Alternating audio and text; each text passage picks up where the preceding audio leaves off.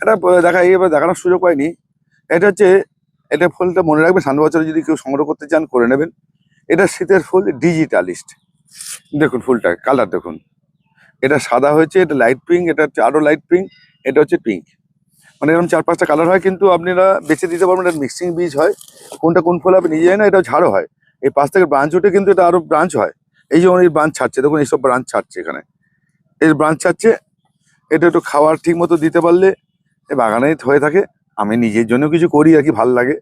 সেই ডিজিটালিস্ট দেখুন, এটা দেখুন ডিজিটালি, এটা শীতের ফুল, নামটা মনে রাখবেন ডিজিটালিস্ট। এটা যদি করতে পারেন আপনার ছাদকে বা আপনার আঙিনাকে সুন্দর লাগবে দেখতে। মনে করুন ফুলের আর মাধুর্য, প্রত্যেক ফুলের মাধুর্য আছে।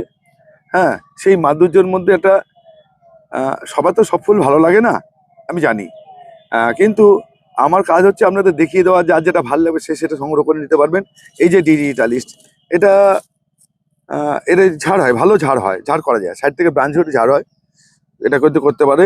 এটা ঘ্যাস মিডিয়া আর মিক্স মিডিয়াতেও ভালো হয়, করা যায়। একটু লেট ফুল হয়, তবুও আহ, জানুয়ারি জানুয়ারি থেকে ফুল পাওয়া যায় এটা, ঠিক আছে। এটা কিন্তু ডিজিটালিস্ট, আপনি জানুয়ারি থেকে ফুল পেয়ে যাবেন। আপনারা কিন্তু এটা করতে পারেন। নমস্কার বন্ধুরা, আজকে ডিজিটাল সম্বন্ধে আপনাদের একটা পরিচিতি